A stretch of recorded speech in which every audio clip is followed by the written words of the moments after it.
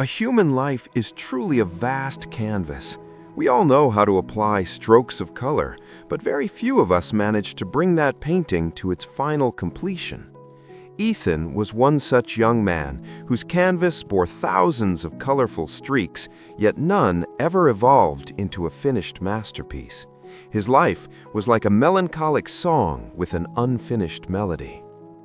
Ethan's workshop was a mirror of his own mind, chaotic, disorganized, and incomplete. Stepping inside felt as though time itself had paused. There was a wooden table with only 3 legs, a cabinet lacking its doors, and countless journals with only their first 10 pages filled. Each object silently testified to Ethan's string of unfinished endeavors. The townsfolk affectionately called Ethan a mine of talent, but behind his back, they'd chuckle about his lack of perseverance. They'd say, "Ethan has brilliant ideas, but his blood is restless. If he goes to the desert, he'll start digging a well, but he'll begin another one before ever finding water." This constant jesting silently tormented Ethan. Ethan's father, old Robert Miller, was a reclusive artisan. He had battled poverty his entire life, yet never once left a client's work unfinished. He observed his son closely. He saw how Ethan's eyes would sparkle like stars when he started a new project, but as soon as the work became a little challenging, that sparkle would dim, replaced by a dark cloud of frustration. One afternoon, Robert called Ethan and took out a simple, old, rust-stained wooden block from a dusty box. He said, "Ethan, look at this piece of wood. I've polished it once every day for the past 20 years. It may never become a grand piece of furniture, but it reminds me daily of the discipline required to see things through." Hearing his father's words, Ethan broke down that day.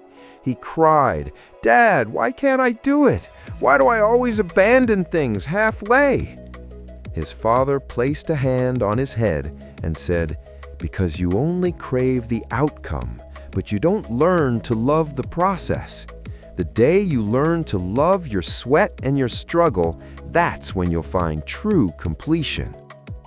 Shortly after this conversation, an extraordinary opportunity presented itself to Ethan. The town's wealthiest patron, Mr. Henderson, commissioned Ethan to craft an elaborate ivory-inlaid cedar chest for his granddaughter's wedding. This wasn't just another job, it was Ethan's last chance to reclaim his lost reputation. For the first week, Ethan transformed into a different person. From dawn till deep into the night, he meticulously carved the cedar wood. The rich aroma of the wood filled his workshop. The townspeople began to believe that Ethan had truly changed. But fate, in its cruel irony, struck on the 10th day, when a revolutionary idea popped into his head.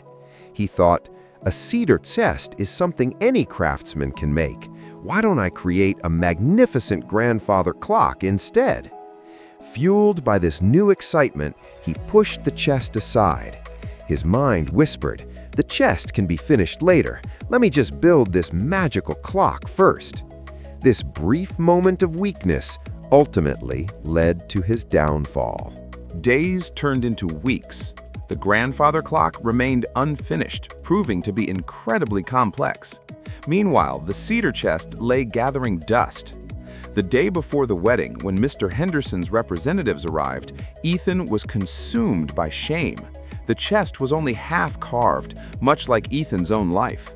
The patron not only humiliated him, but effectively ostracized him from the community. Following this profound humiliation, Ethan decided to leave town.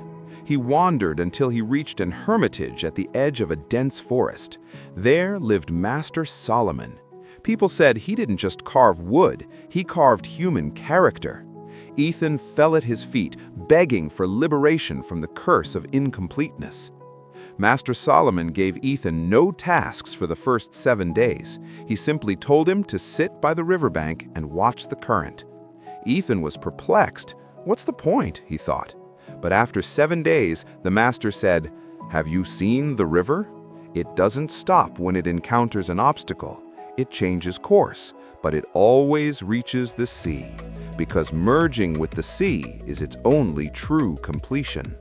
To further his teaching, Master Solomon gave Ethan a peculiar challenge. He handed him a dull chisel and a massive block of stone, saying, "For the next month, you will grind this stone until you create a beautiful mirror." Ethan thought, "Is the master mad? How can I make a mirror from a stone?" But Ethan had no other choice. He began grinding the stone. For the first few days, only the skin on his hands peeled and blood began to appear. He felt the task was pointless, but the master watched him daily and would ask, "Ethan, is the stone yielding or are you?" This single question repeatedly brought Ethan back to his task.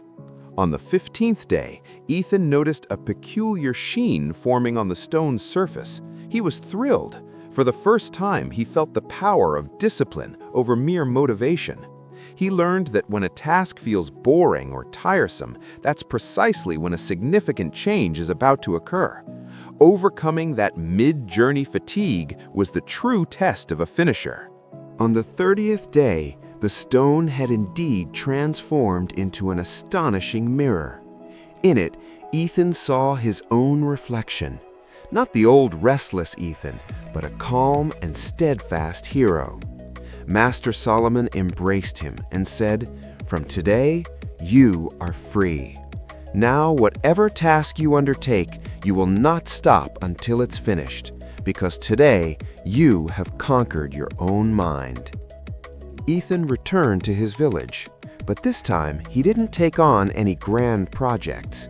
He picked up his father's old, discarded wooden wheel. He decided he would first finish all his past incomplete tasks. This was his penance. He touched each object and silently asked for forgiveness. One by one, the unfinished journals were completed. The table legs were fixed, and the cabinet doors were hung. Ethan's workshop slowly began to attain completeness. After finishing each task, Ethan felt an unusual physical serenity, something no new idea had ever given him before. It was the sacred joy of self-satisfaction. The villagers watched Ethan's transformation with amazement. He no longer boasted, he simply worked in silence. He hung a sign on his workshop door, "No entry until the work is finished." Seeing his single-minded dedication, people began to entrust him with work again. Ethan no longer juggled 5 projects at once. From a tiny needle to a massive ship, whatever he undertook, he wouldn't let any other thought occupy his mind until it was done. He realized that multitasking was actually a trap that prevented people from finishing anything at all. One day, Mr. Henderson, the patron, came to Ethan again. He apologized for his past mistake and commissioned Ethan to build a magnificent royal bed. Ethan, with a steady voice, said, "I will undertake this work, sir, but it will take me 6 months, and for these 6 months I will craft nothing but this bed." Mr. Henderson agreed. These 6 months were Ethan's greatest spiritual practice. Many new offers came, many temptations rose, but Ethan never averted his gaze from his task. He poured his heart and soul into every inch of the bed. He now understood why the master had said that finishing was an art. When the royal bed was finally completed, the entire village came to witness it. It wasn't just a piece of furniture, it was an epic of perseverance. The chief craftsman of the royal palace declared, "I have worked my whole life, but I have never seen such flawless finishing.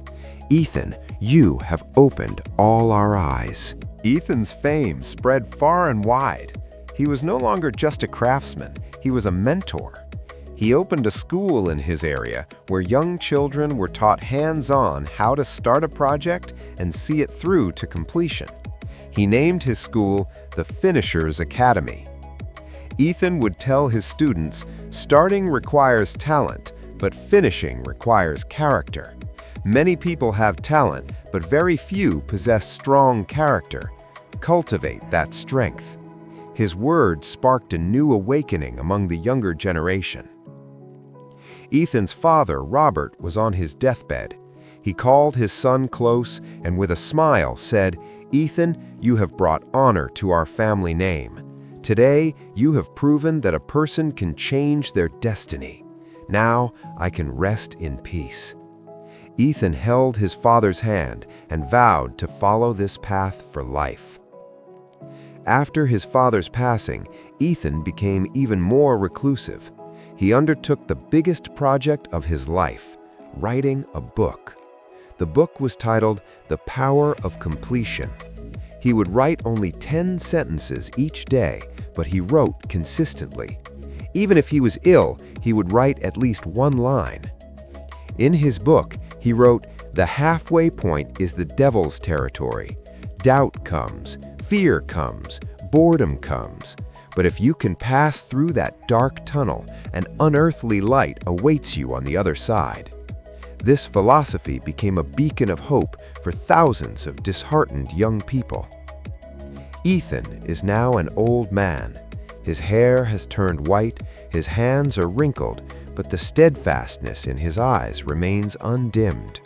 Every day he plants a sapling in his garden and nurtures it until it grows tall. He knows that life is a continuous pursuit. As you read this lengthy story, are you not standing in a desert of your own life, much like Ethan? Do you not feel that your life is also a collection of countless half-finished tales? Perhaps you wanted to learn a new language or start a business, but fear and laziness have held you back. Remember, incomplete tasks create an invisible burden within your mind. They constantly remind your subconscious that you are inadequate. This negative thought diminishes your life force. Therefore, like Ethan, you too must make a decision today.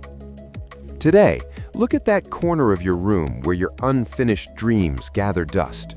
Pick up the smallest task from there. It could be an incomplete painting or an old cooking recipe. Take the first step today to finish it. Promise yourself that no matter what happens, you will not back down. Just as the sky doesn't stop raining because a frog croaks, you too must not entertain the excuses of your mind. Dedicate just 15 minutes each day. This small amount of time will be the architect of major changes in your life.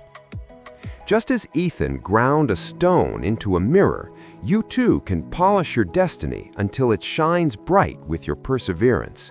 No task is small, only your neglect of that task makes it so.